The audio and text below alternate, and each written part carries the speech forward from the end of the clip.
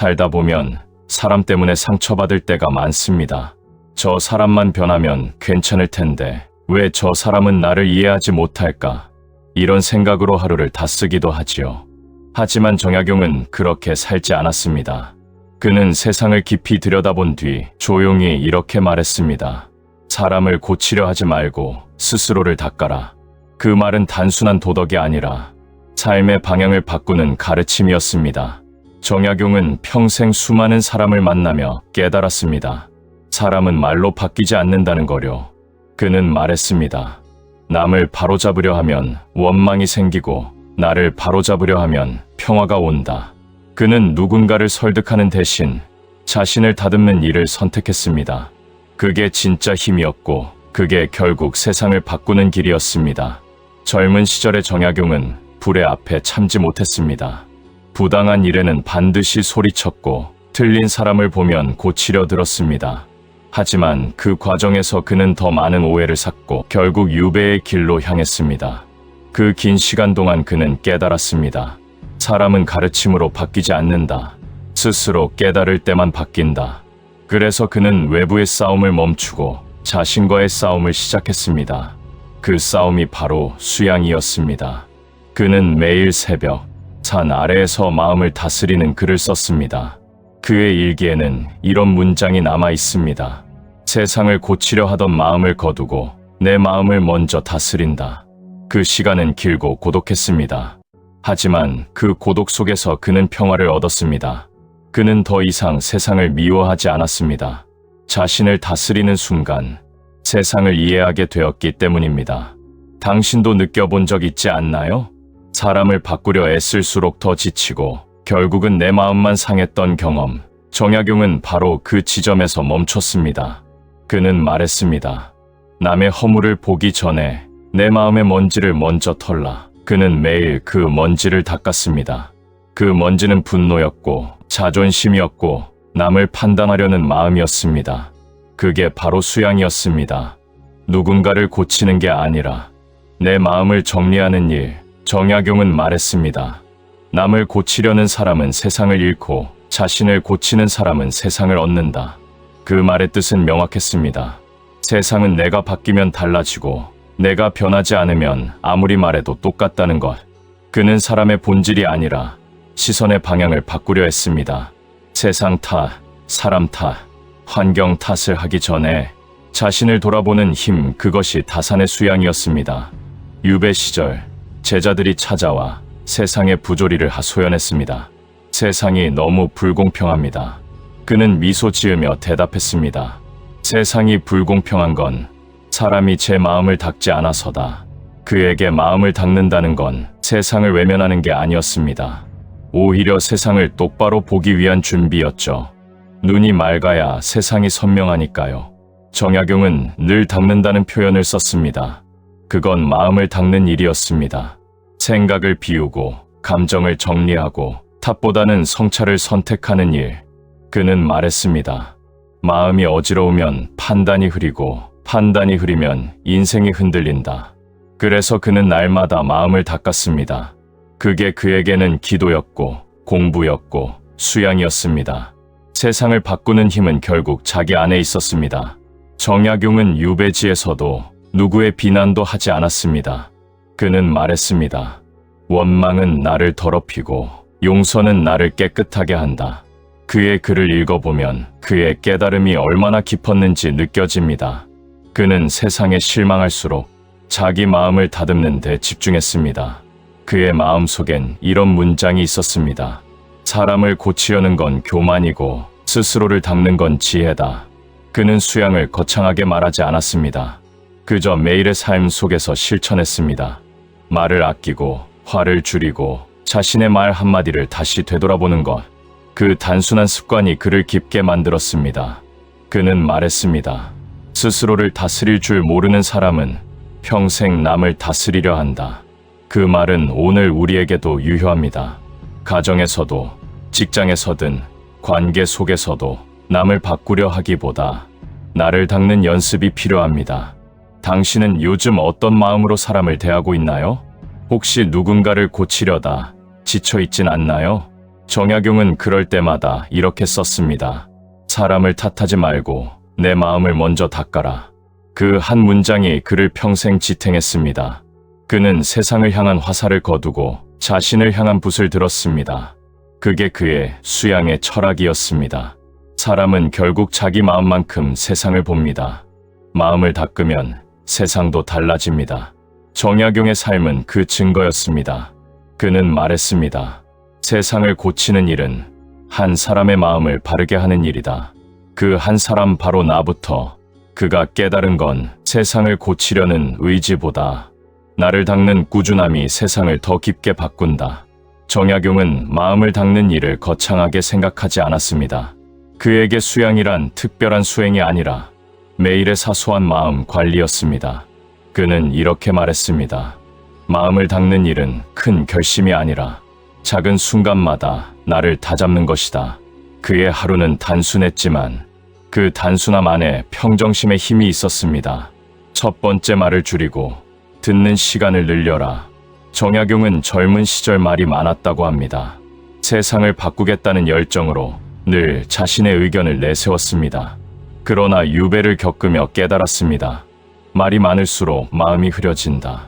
그는 하루에 단 3사람만 만나고 그 외의 시간엔 글을 읽거나 묵상했습니다. 그는 말했습니다. 듣는 자는 배운다. 말하는 자는 잊는다. 말을 줄이면 생각이 깊어지고 생각이 깊어지면 마음이 맑아집니다. 그는 마음을 닦는 첫걸음이 말의 절제에 있다고 봤습니다. 그는 이렇게 적었습니다. 혀를 다스리는 자는 마음을 다스린다. 두 번째, 감정이 일렁일 때는 멈춰라. 정약용은 늘 감정이 인간을 망친다고 경계했습니다. 그는 말했습니다. 화는 한순간에 마음의 평정을 무너뜨린다. 그가 화가 날 때마다 했던 습관이 있습니다. 그는 붓을 내려놓고 물 한 잔을 천천히 마셨습니다. 그리고 이렇게 중얼거렸죠. 이 물이 내 마음을 닦게 하라. 그 단순한 의식이 그를 구했습니다. 감정이 폭발하기 전 멈추는 그 한순간이 지혜였습니다. 그는 제자들에게도 말했습니다.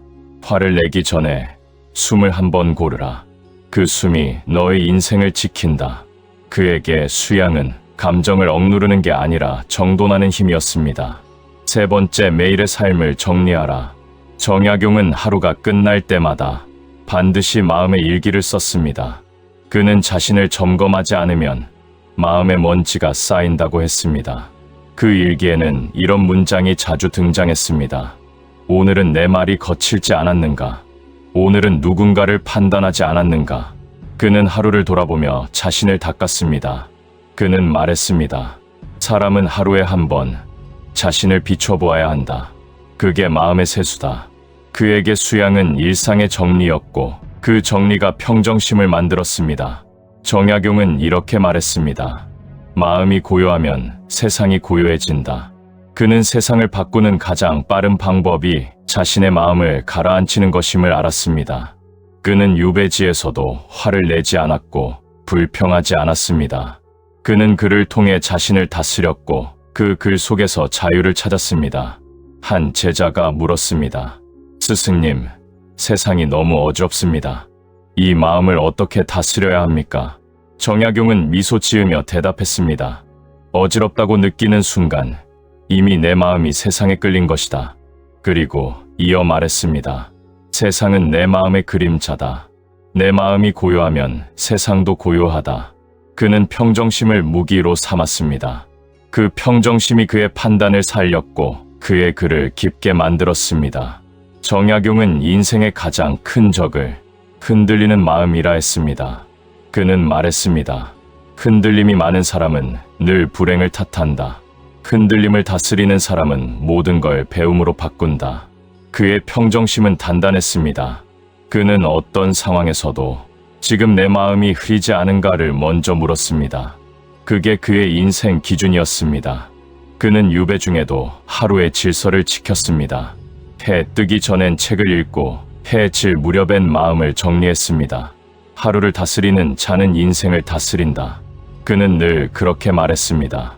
그의 삶은 외롭고 고단했지만 그 평정심 덕분에 무너지지 않았습니다. 그는 절망 속에서도 마음을 지켰고 그 마음이 글이 되고 그 글이 지금까지 사람들에게 남았습니다. 정약용은 마음을 닦는 일을 자신을 깨끗하게 하는 일로 봤습니다. 그는 말했습니다. 사람은 세수하듯 마음도 매일 씻어야 한다. 그렇지 않으면 작은 불평이 쌓여 마음을 탁하게 만든다고 했죠. 그는 하루를 이렇게 마무리했습니다. 오늘 나는 나를 닦았는가? 그 짧은 문장이 그의 평생의 공부였습니다. 그는 유배의 고독 속에서도 웃음을 잃지 않았습니다. 누군가 묻자 그는 대답했습니다. 마음이 깨끗하면 외로움도 스승이 된다. 그 말은 단순한 위로가 아닙니다. 그에게 외로움은 자신을 비추는 거울이었습니다. 고독 속에서 그는 자신을 닦았고 그 속에서 세상을 이해했습니다. 그의 수양은 세상을 떠나는 일이 아니라 세상 속에서 자신을 단단하게 세우는 일이었습니다. 정약용은 수양의 끝을 평화라고 했습니다. 그는 말했습니다. 마음을 닦으면 세상과 다투지 않게 된다. 그 말처럼 그는 늙어서도 다투지 않았습니다. 그의 얼굴엔 늘 잔잔한 미소가 있었습니다. 그건 세상을 이긴 사람의 표정이었습니다. 당신의 마음은 오늘 어떤가요? 혹시 누군가를 바꾸려다 지쳐있진 않나요? 그럴 땐 잠시 멈추세요. 그리고 정약용의 말을 떠올리세요. 사람을 고치려 하지 말고 스스로를 닦아라. 그 한 문장이 당신의 하루를 단단히 세워줄 겁니다. 마음을 닦는 그 조용한 시간이 당신의 인생을 다시 평화로 이끌 겁니다. 그 조용한 시간이 당신의 인생을 다시 평화로 이끌 겁니다. 정약용은 마음을 닦는 이유가 단지 자신을 위해서만이 아니라고 말했습니다. 그는 말했습니다. 스스로를 닦는 사람은 세상을 부드럽게 만든다. 그의 수양은 내면의 평화에서 출발했지만 그 끝은 타인을 이해하는 자비로 이어졌습니다. 정약용은 유배 시절 수많은 원망과 오해 속에서도 단 한 번도 복수하지 않았습니다. 그는 이렇게 썼습니다. 나를 미워하는 이도 결국 나처럼 괴로움을 지닌 사람이다. 그는 미움을 미움으로 갚지 않았습니다. 오히려 그 마음을 들여다보며 이렇게 말했습니다. 남을 미워하는 순간 나는 내 평화를 잃는다. 그에게 수양의 완성은 용서의 마음이었습니다. 정약용은 자비라는 말을 자주 쓰지 않았습니다. 대신 이해라는 단어를 즐겨 썼습니다. 그에게 이해는 동정이 아니라 같은 인간으로서의 인식이었습니다. 그는 말했습니다. 남을 이해하려면 먼저 그 사람의 고통을 상상하라. 그 한 문장이 그의 철학을 요약합니다. 그는 자신의 상처를 통해 남의 상처를 받습니다. 그래서 그는 말로 싸우지 않았고 판단보다 침묵을 선택했습니다. 그의 제자 중 한 명이 이런 말을 남겼습니다. 스승은 화를 내지 않으셨다. 그의 눈빛에는 늘 이해가 있었다. 정약용은 세상과 거리를 두지 않았습니다. 오히려 더 깊게 들어가 사람의 마음을 읽고자 했습니다. 그는 말했습니다. 사람은 원래 어둠과 밝음을 함께 지닌다. 그걸 모르는 채 남을 고치려 하면 결국 내 마음부터 다친다. 그는 그걸 마음의 경계라 불렀습니다. 남을 판단하는 순간 내 마음이 흐려지기 때문이죠. 그는 세상에 대해 이렇게 적었습니다. 세상은 고치려 할수록 요란해지고 이해하려 할수록 조용해진다. 그 말처럼 그는 세상과 다투지 않았습니다. 오히려 세상을 관찰했고 그 안에서 사람들의 불안, 욕심, 두려움을 읽었습니다. 그는 말했습니다. 사람의 행동에는 다 이유가 있다. 그 이유를 모른 채 판단하면 나도 어둠 속에서 손을 뻗는 것과 같다. 그는 상대의 이유를 찾는 일을 가장 깊은 공부라 여겼습니다. 정약용은 인간관계를 다스릴 때 늘 거리를 중요하게 여겼습니다. 그는 말했습니다. 너무 가까우면 불편이 생기고 너무 멀면 오해가 생긴다. 적당한 거리가 평화를 만든다. 그에게 수양이란 누군가와 친해지는 법이 아니라 적당한 거리를 유지하는 지혜였습니다. 그는 사람의 마음이란 온도처럼 다뤄야 한다고 했습니다. 너무 뜨거우면 타고 너무 차가우면 얼어붙습니다. 그 온도를 조절하는 게 바로 수양이었습니다. 정약용은 제자들에게 이렇게 말했습니다. 사람을 고치려 들면 그 사람은 마음을 닫는다. 하지만 내가 변하면 그 사람은 마음을 연다. 그의 수양 철학은 결국 내가 먼저 변하는 것이었습니다. 그는 세상을 바꾸는 가장 빠른 길이 한 사람의 마음이 맑아지는 것이라 믿었습니다. 그는 이렇게 썼습니다. 한 마음이 맑아지면 그 주위가 모두 밝아진다. 그게 바로 덕의 확산이었습니다. 정약용은 관계 속에서 실패할 때마다 자신을 돌아봤습니다. 그는 남 탓을 하는 동안은 배움이 없다고 말했습니다. 그래서 그는 갈등이 생길 때마다 이 한마디를 떠올렸습니다. 이 상황에서 내가 배워야 할 것은 무엇인가? 그는 모든 관계를 수양의 도구로 삼았습니다. 상처조차 공부로 바꾸는 힘, 그게 그의 평정심이었습니다. 한 번은 제자가 불만을 토로했습니다. 스승님, 저는 아무 잘못도 없는데 사람들이 저를 오해합니다. 정약용은 미소를 지으며 이렇게 답했습니다. 그들이 너를 오해하는 건 너를 다 이해하지 못하기 때문이다. 그건 내 잘못이 아니다. 하지만 너 또한 그들을 다 이해하지 못했다는 점에 선 같다. 그는 그걸 양쪽의 어둠이라 불렀습니다. 그 어둠을 비추는 건 결국 마음의 등불뿐이었습니다. 정약용은 자비를 이렇게 정의했습니다. 자비란 남을 바꾸려 하지 않는 마음이다. 그 말은 놀랍도록 단순하지만 살아보면 얼마나 어려운 일인지 압니다. 그는 자비를 이해의 실천이라 했습니다. 남을 이해하려고 할 때 비로소 내 마음이 넓어진다고 했습니다. 그는 제자들에게 이렇게 말했습니다. 자비는 지는 게 아니다. 이기는 것보다 더 큰 힘이다. 그에게 자비는 약함이 아니라 지혜의 형태였습니다. 정약용은 인간관계를 두려워하지 않았습니다. 하지만 집착하지도 않았습니다. 그는 말했습니다. 사람은 머물다 가는 바람과 같다. 그 바람을 잡으려 하면 내 손만 상한다. 그 말처럼 그는 사람을 붙잡지 않았습니다. 그 대신 그들이 남기고 간 바람의 의미를 생각했습니다. 그게 관계의 수양이었습니다. 그는 인생의 후반부에 이렇게 말했습니다. 사람은 결국 자신이 닦은 마음만큼 사람을 품는다. 그 말은 우리가 얼마나 수양했는지를 관계의 모습으로 증명한다는 뜻이었습니다. 마음을 닦은 사람은 타인을 쉽게 미워하지 않습니다. 그는 상대를 통해 자신을 보고 자신을 통해 세상을 봅니다. 그는 말했습니다. 세상을 이해하는 일은 곧 나를 이해하는 일이다. 정약용은 수양의 끝을 자비로, 자비의 끝을 평화로 보았습니다. 그는 평생 세상과 싸웠지만 마지막에는 세상을 품었습니다. 그는 말했습니다. 마음이 넓은 사람은 적이 없다. 왜냐하면 모든 일을 이해하기 때문이다. 그의 자비는 세상을 바꿨고 그의 평정심은 역사를 남겼습니다. 이제 당신에게 묻습니다. 요즘 당신은 누구를 고치려 애쓰고 있나요? 그 사람을 바꾸려 하기보다 그 사람을 이해하려 노력해 보세요. 정약용은 말했습니다. 남을 바꾸려는 마음이 사라질 때 비로소 내 마음이 자유로워진다. 그 자유가 바로 수양의 완성입니다. 그 자유가 당신의 관계를 평화롭게 바꿀 것입니다. 정약용은 수양의 끝을 평화라 했습니다. 하지만 그 평화는 단순히 조용한 마음이 아니었습니다. 그건 흔들리지 않는 단단함, 즉 품격이었습니다. 그는 말했습니다. 마음이 단단하면 세상이 시끄러워도 괜찮다. 그 단단함이 그를 평생 지탱했습니다. 정약용은 인생의 후반부에 이런 말을 남겼습니다. 세상은 변하지만 사람의 도리는 변하지 않는다. 그 말은 곧 나이가 들어도 지켜야 할 기준과 태도가 있다는 뜻이었습니다. 그는 평생 사람과 세상에 실망했지만 한 번도 인간에 대한 믿음을 버리지 않았습니다. 그는 말했습니다. 사람이란 그릇은 금이 가도 다시 담을 수 있다. 그게 그의 인생관이었습니다. 그는 늙어가며 더욱 단단해졌습니다. 그 단단함은 체념이 아니라 삶을 온전히 이해한 사람의 고요한 힘이었습니다. 그는 말했습니다. 단단한 사람은 무너지지 않는다. 왜냐하면 이미 자신을 용서했기 때문이다. 그는 젊은 시절의 실수, 사람들 사이의 오해, 잃어버린 세월을 모두 받아들였습니다. 그 받아들임이 곧 평정심이었습니다. 정약용은 마음의 결이라 불렀습니다. 그는 말했습니다. 품격 삶의 모양이 아니라 마음의 결이다.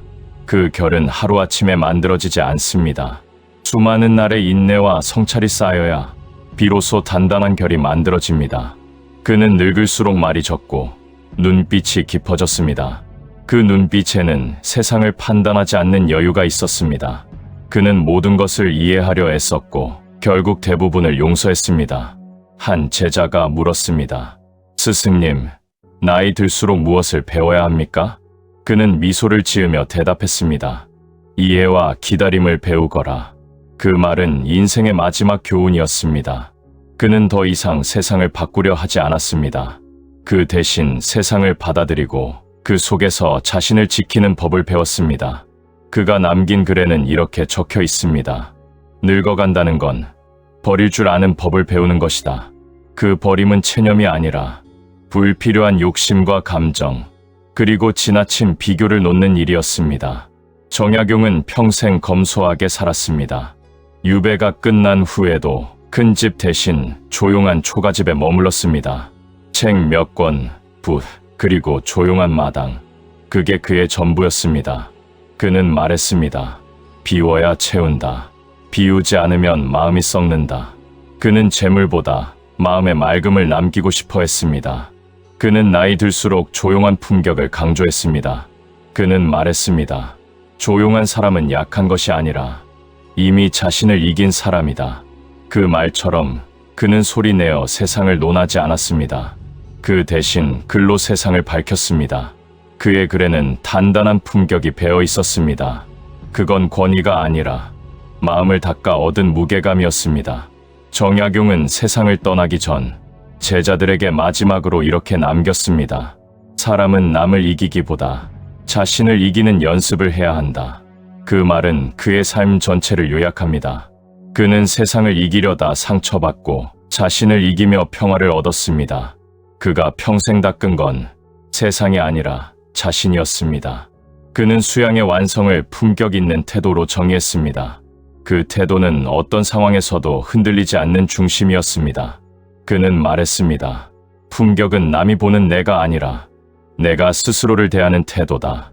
그래서 그는 혼자 있을 때도 단정했습니다. 그는 세상과의 관계보다 자신과의 관계를 먼저 정리했습니다. 그게 그의 마지막 공부였습니다. 그는 말했습니다. 단단한 마음은 조용히 쌓인다. 그 단단함은 자랑하지 않았고 스스로를 내세우지도 않았습니다.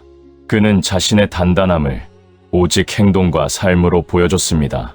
그 단단함이 바로 품격이었습니다. 품격은 꾸밈이 아니라 내면의 정리였고 그 정리가 평화를 만들었습니다. 정약용은 노년의 제자들에게 이렇게 조언했습니다. 말을 줄이고 욕심을 덜고 생각을 맑게 하라. 그 셋이 마음의 기둥이다.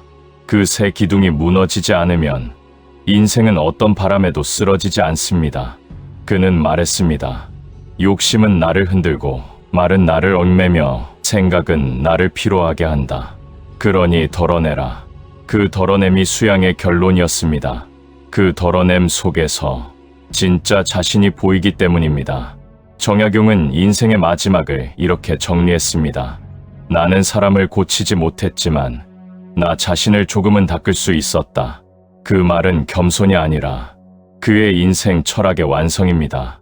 그는 세상을 바꾸지 못했지만 자신을 바꿈으로써 세상을 이해했습니다. 그 이해가 바로 지혜였고 그 지혜가 그의 이제 당신에게 묻습니다. 당신은 오늘 누구를 고치려 하고 있나요?